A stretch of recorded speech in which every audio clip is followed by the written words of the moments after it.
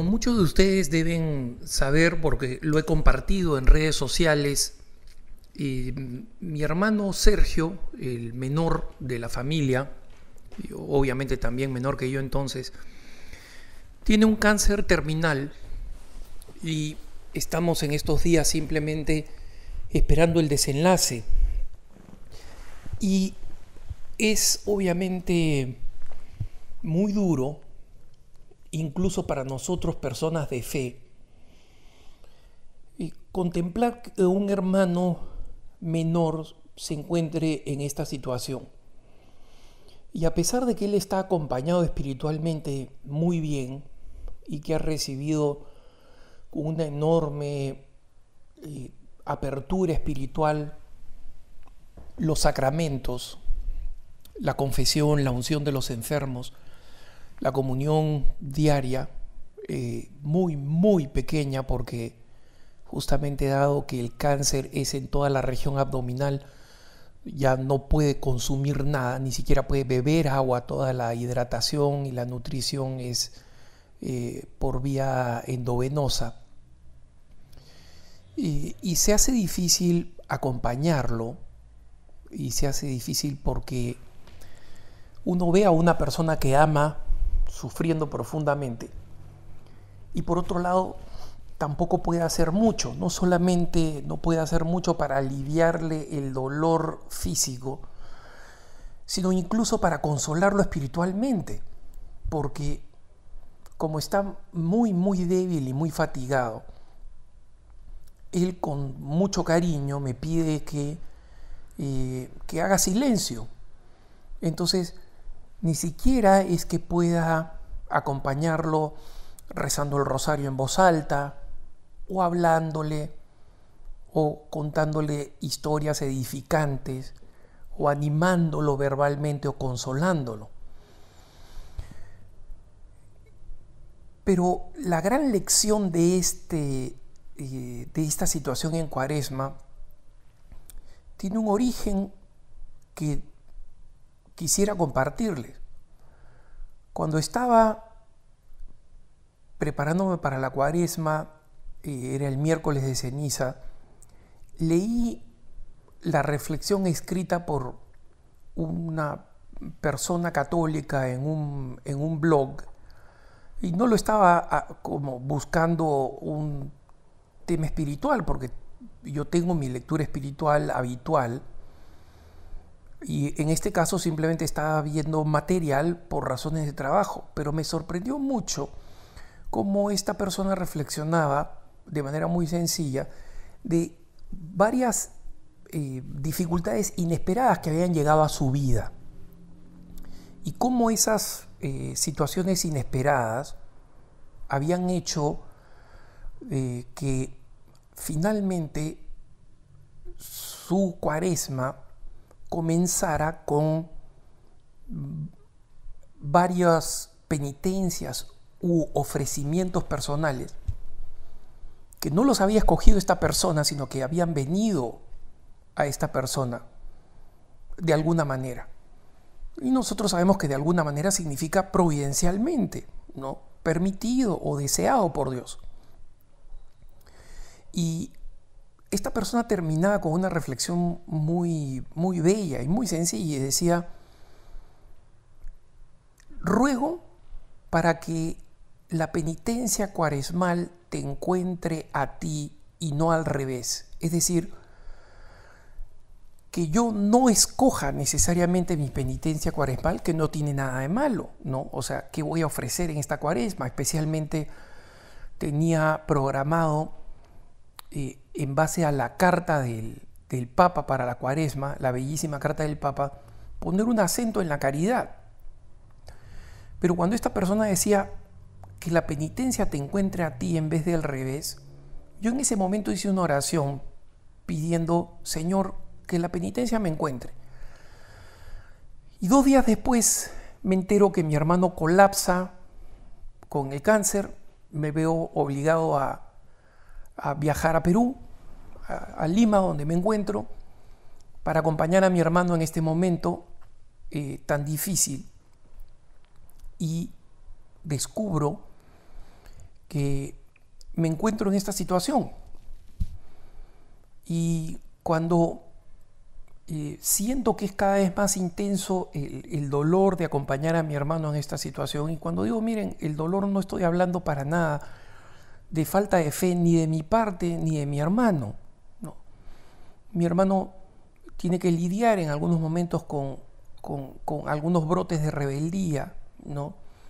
Él estaba saliendo de una situación de salud totalmente no relacionada, bastante seria.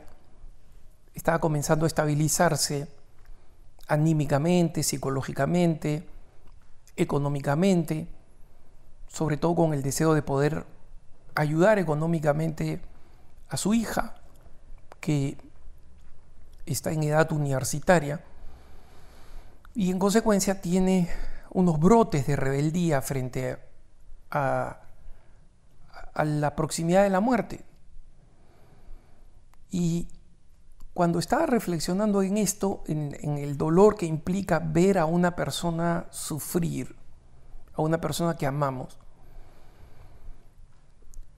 sentía por momentos que era prácticamente inútil mi presencia, fuera, digamos, de ver las cuestiones prácticas de cómo se le está atendiendo en el hospital, qué cosas dice el médico, qué exámenes les están haciendo, cómo mejorar paliativamente sus condiciones. Para eso puedo ayudar, pero no soy indispensable, ¿no? Y para lo que me gustaría ayudarlo, fuera, digamos, de los sacerdotes de mi comunidad que conocen a mi hermano Sergio y lo estiman, porque siempre fue una persona de mucho humor y muy libre en la manera como expresaba este humor. No veo la eficacia, entre comillas, la utilidad, entre comillas, de acompañar a una persona que sufre. Y justamente cuando reflexionaba esto sobre la inutilidad, en ese momento comprendía que allí estaba el valor profundamente cristiano, el misterio cristiano frente al sufrimiento, de ese misterio del que el Papa Juan Pablo II, San Juan Pablo II, hablaba de manera tan hermosa en la Salvifici Doloris, ¿no? Sobre el valor redentor del sufrimiento. Y explicaba cómo este valor redentor del sufrimiento tenía precisamente la característica de ser misterioso, nunca lo entendemos. Entonces, nunca vamos a poder rodearlo y poseerlo intelectualmente. ¿Por qué? Porque se une al misterio, a esa realidad hermosa, pero inexplicable, por lo menos incomprensible para nosotros los mortales, de que Dios mismo haya decidido que la segunda persona de la Santísima Trinidad comparta nuestra naturaleza humana, se haga ser humano y muera en la cruz. Muere en la cruz. Es una locura del amor. Y cuando finalmente comprendía algo que ustedes dirán, pero Alejandro, tú eres un apologista católico, eres un consagrado, tienes muchos años de hacer esto, y recién allí lo descubres. Sí, hermanos, porque frente al misterio del dolor, cada episodio de dolor, la muerte de mi hermana Sandra, también menor que yo, la muerte de mi papá, también con un cáncer y físicamente muy dolorosa para mi papá. Todas estas son circunstancias nuevas. Ahora esta situación con mi hermano Sergio son todas situaciones nuevas frente a las que hay que despertar, ¿no? Frente a las que hay que tomar conciencia y frente a las que hay que entenderlas nuevamente y abrazarlas como se abraza la cruz. Algo para lo que no estamos entrenados, algo que tenemos que pedirnos a nosotros mismos hacerlos una y otra vez. Y cuando finalmente en este momento bajo logro entender el valor salvífico de participar del dolor, incluso de una manera que no tiene un valor práctico aparente, o más bien gracias a que no tiene un valor práctico aparente, y en consecuencia no le podemos dar ningún valor material, ningún valor práctico. Alejandro está ahí, está ayudando a que sea decisivo su tratamiento, su curación. No. Acá estamos acompañando a una persona que sabemos que para quien la muerte es inminente. Y cuando compartía esto con un hermano, este hermano me decía algo realmente bello. Me escribe de vuelta en un correo electrónico y me dice, cuando le compartía esta relativa frustración del hecho de simplemente contemplar a mi hermano apagándose poquito a poquito y no poder ni siquiera hablar, este hermano, sin ninguna intención de querer darme una lección de nada, que es como se dan las mejores lecciones, me dice, wow, me escribe, es como la adoración eucarística. Miren qué bella y qué penetrante observación. Es como la adoración eucarística. Es decir, también cuando estamos frente al Santísimo adorándolo, no lo escuchamos y no le hablamos. Y eso no significa que no exista una profunda comunicación, que no es sonora. Y de una manera análoga, Cristo está allí sufriendo en mi hermano. Es Cristo.